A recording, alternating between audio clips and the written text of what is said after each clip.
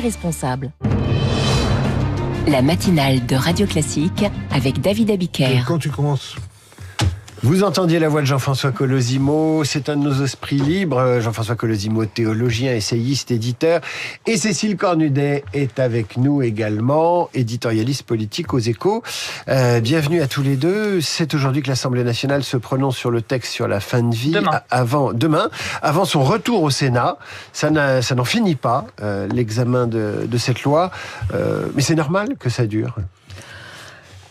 En même temps, ça dure d'une façon très particulière. On a l'impression d'un lent glissement. Ceux qui sont favorables à la loi disent oui, mais c'est parce qu'il y a eu un débat nourri. En réalité, l'Assemblée est presque déserte, les parlementaires sont en campagne pour les municipales, et on a l'impression que dans ce glissement, peu à peu, on est en train de lâcher les conditions qui restreignaient, qui encadraient un peu ce droit à la fin de vie, et donc ça met dans un sentiment un peu particulier. Le texte qui va sans doute être voté demain ne ressemble pas à l'idée globale qu'on pouvait s'en faire au départ, et donc warning, quoi, attention. J'ai l'impression que je vais prendre un exemple précis. On dit en cas de souffrance psychologique et physique. Au départ, c'était continu. En cas de souffrance psychologique et physique continue. Maintenant, le continu est parti. Donc, c'est beaucoup plus arbitraire, si vous voulez, les conditions. Il y a eu des amendements aussi disant qu'il faudrait sortir les éléments psychologiques pour que ce ne soit pas que à cause d'une dépression ou je sais pas quoi qu'on demande l'aide à mourir, et finalement ça n'est pas sorti non plus. Donc il y a une lente dérive qui amène à élargir la typologie des cas où l'euthanasie ou l'aide à la fin de vie sont possibles. Voilà, c'est ça. Donc c'est inquiétant. Ça c'est préoccupant. Qu'est-ce que ça vous inspire, Jean-François Colosimo ? Vous qui avez travaillé sur les textes bibliques, sur les religions. Écoutez, nous sommes dans une société qui veut mourir, qui a le culte de la mort, qui est une société qui n'a plus d'horizon, donc elle veut se suicider, et donc en plus elle légalise tout cela gaiement, n'est-ce pas, en accordant un droit de tuer à quiconque en fait veut se munir d'une seringue pour établir un acte de fausse compassion à votre égard. Voilà, c'est là où on en est. Cette loi, il se peut qu'elle ne soit même pas constitutionnelle, parce qu'en fait, l'interdiction de tuer est telle dans notre loi fondamentale que, en fait, cette loi y contrevient. Cette loi vient cacher le fait que nous avons une politique de soins palliatifs qui est totalement indigne. N'est-ce pas ? Oui, c'est ça la grande déception aussi, c'est que ça devait être accompagné d'un fort développement. Totalement indigne. Et enfin, disons-le pour qu'on me comprenne bien, parce que moi je ne suis pas dans l'idolâtrie du vivant, n'est-ce pas ? On sait très bien que la loi Leonetti laissait la possibilité de régler des cas totalement insolvables, où effectivement il n'y avait plus que de la souffrance, n'est-ce pas ? Que la loi Leonetti laissait cette porte ouverte à l'appréciation de la famille et des soignants. C'est une évidence que tout ça se passait, et d'ailleurs ça se passait même avant la loi Leonetti. Quelle est cette furieuse, je dirais, ambition de légiférer à n'importe quel prix, et quand je dis n'importe quel prix, c'est bien ce que j'entends. Et on vous dira que d'autres pays, que ce soit des pays de tradition protestante ou catholique, on vous dira mais il y a d'autres pays qui sont en avance ou qui l'ont déjà fait. C'est l'argument, c'est si les autres le font, pourquoi on le fait pas ? Je vais laisser la parole à Cécile, bien sûr, mais je dirais en avance sur quoi ? Et c'est quoi ? En avance sur quoi ? En avance sur quoi ? En avance sur la catastrophe, en avance sur le délitement, en avance sur le renoncement, en avance sur quoi ? Comment on peut considérer que ce serait un progrès ?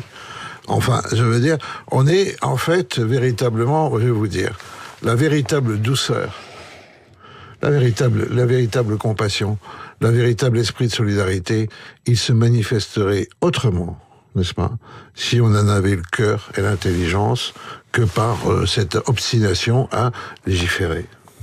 Oui, les exemples étrangers donnent plutôt à voir des législations qui ont dérivé sur des cas qu'on n'avait pas pensé au départ et qui sont ultra choquants. Un jeune dépressif qui demande à mourir, des choses comme ça. Ou des gens qui sont socialement fragiles, qui ont des conditions de vieillissement qui sont pas aussi confortables que d'autres personnes, qui, parce qu'elles sont bien entourées, bien prises en charge, bien informées, peuvent profiter. Et on en parlait il y a 15 jours avec un médecin, Alexis Burneau, que je recevais, dont l'entretien a été très remarqué, très apprécié, qui explique que plus on vit bien entouré et avec de bons soins palliatifs, moins on a envie de dire au revoir à ses proches. Mais et puis il y a entendu.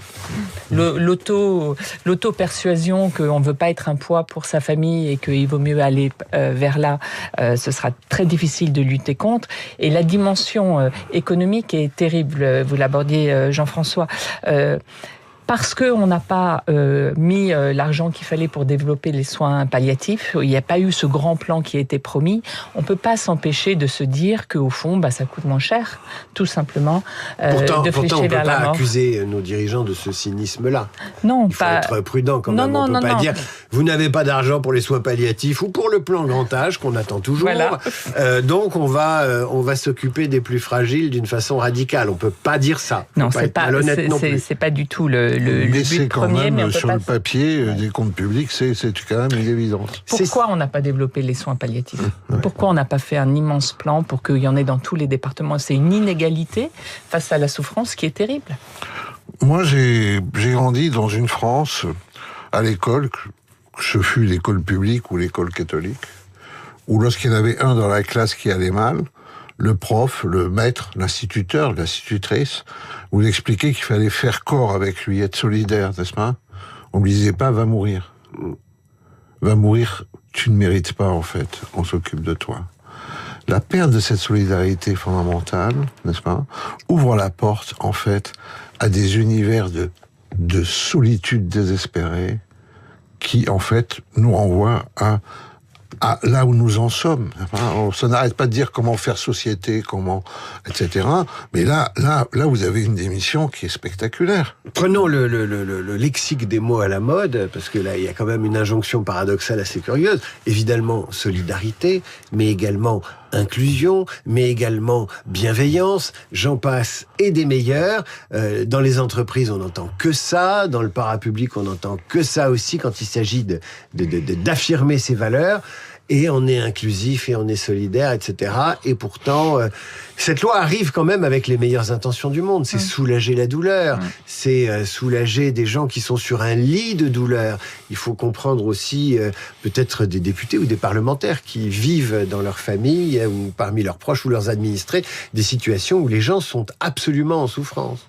Mais vous dites, Jean-François Colosimo, qu'on a largement les moyens de remédier à cette souffrance sans acter l'euthanasie. Et on a aussi à laisser cet espace de liberté où les choses se décident dans la confiance et dans la confidence sans qu'on ait besoin de légiférer chacun, les proches, le monde médical, les soignants, chacun prenant aussi à un certain moment ses responsabilités. Cela dit, il y a des sondages assez importants qui montrent que les Français sont beaucoup plus inquiets par cette loi qu'ils ne la souhaitent désormais.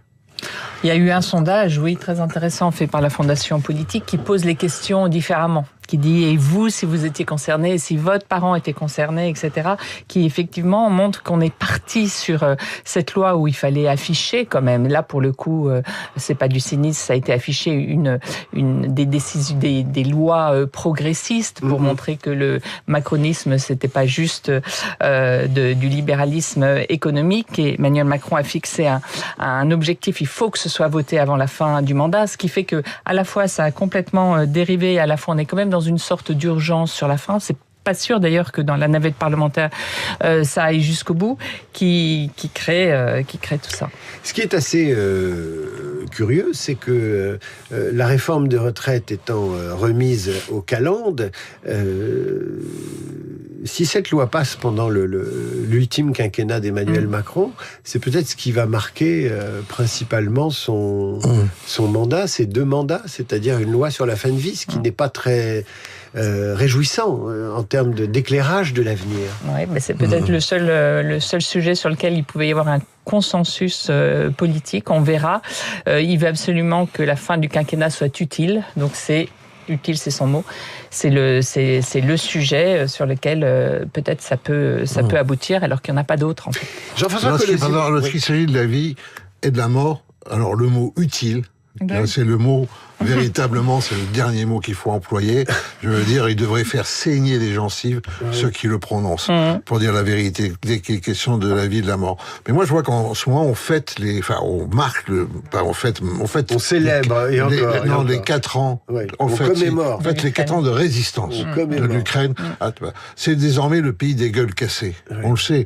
D'ailleurs, nous avons de valeureux médecins, chirurgiennes, qui partent là-bas régulièrement pour réparer ces hommes qui ont perdu un bras, une jambe, qui ont perdu leur visage, tous ces aspects de réparation. Ces types-là, qui sont en fauteuil roulant, des unijambistes, qui sont, etc., on en a eu pas mal de portraits dans la presse ces derniers temps, et dans les journaux. Vous savez de quoi ils parlent ? De leur optimisme, de leur volonté de vivre. Ils ne demandent pas à mourir. Est-ce que c'est parce que nous avons véritablement perdu le sens des choses que nous avons, comme ça, considérons normal de discuter du fait d'administrer la mort par un sympathique membre d'une association qui considère qu'il fait le bien, n'est-ce pas, en empoisonnant les autres? Cécile Cornudet, c'est un débat droite-gauche, progressiste, moderniste, ou c'est une autre forme de clivage? Oui, une autre forme de clivage. L'Église catholique, elle, reste mobilisée, mais on voit que même dans les sondages, pour ce qui valent, on voit que même les électeurs catholiques, finalement, ont fini par être embarqués dans cette idée que, la souffrance, il n'y avait pas d'autre solution que d'abréger la mort. Or, il y a d'autres solutions, encore une fois, les soins palliatifs. Mes amis, on avait prévu de parler du cas Rachida Dati qui veut rester au ministère de la Culture. On avait prévu de parler des narcotrafiquants et de la situation mexicaine, mais ce sujet est tellement important qu'on a occupé largement nos 12 minutes.